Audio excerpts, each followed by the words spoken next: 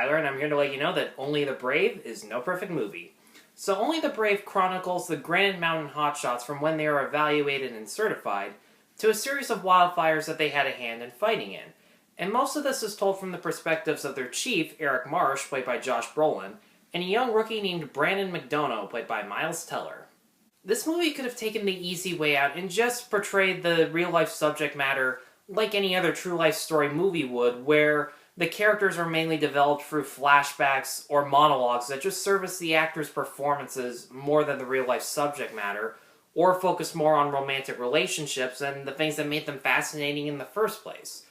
But what makes Only the Brave so relatable is that the dialogue sounds realistic, and it sounds like things that I'd honestly say to my own friends. The actors deliver their lines to each other as if they've been friends for years, and I love the fact that not every character needs a full, fleshed-out backstory.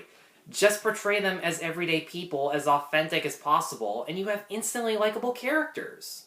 Josh Brolin does great work as usual as Eric Marsh. He is portrayed as a dedicated firefighter who's willing to do anything to protect the wilderness, any nearby cities, and his crew.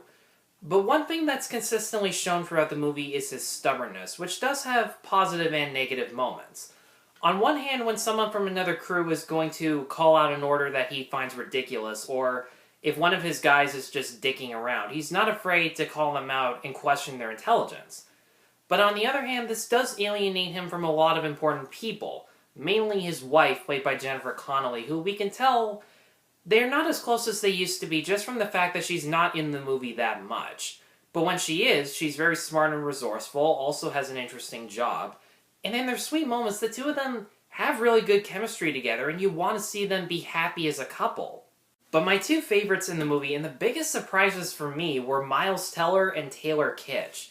And I like both of these actors already, but in the beginning of the movie, they are both complete pieces of shit. Because Teller's character is someone who is smart and qualified for the job, but he's also a lazy junkie who would rather numb out his pain, at least for the first 20 minutes or so. And when he starts to apply himself more and dedicates himself to Granite Mountain, at first Kitsch, rather than try to encourage his rehabilitation, pretty much just bullies him over his past for what felt like 10 minutes straight. But very quickly in the movie, Teller does prove that he's willing to work his ass off and prove that he's more than willing to put other people's needs before his own. And Kitsch takes note of this right away and begins to respect him a lot more. And it's really interesting to see the two of them build a connection at the beginning of the movie, and then the rest of the film is just them doing their jobs and hanging out with each other, because then, when shit hits the fan, the built-up connection actually raises the stakes higher for both characters. This movie's directed by Joe Kosinski, who's better known for directing Tron Legacy and Oblivion. And I know this won't surprise a ton of people, but I gotta say, this is the best directing work that he's done so far.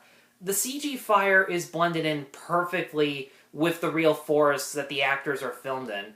And he also does a great job at using wide shots, not only to show the massive damage that wildfires cause, but also how powerless certain characters feel in a given situation.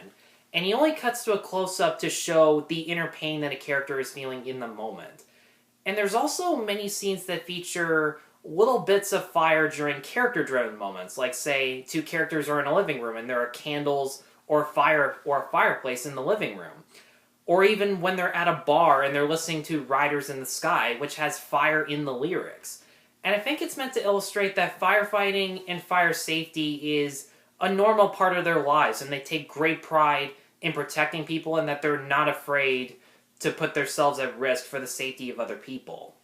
The only problem I really had with the movie is that the editing didn't do a good job at showing how much time has passed in between scenes. Because at one point, it goes from the team saving the day during a wildfire, and then immediately cuts to 9 months later, with no transition whatsoever, just a random title card or a quick sentence from one of the characters that tells us, as opposed to them coming up with a more clever editing way to transition from scenes.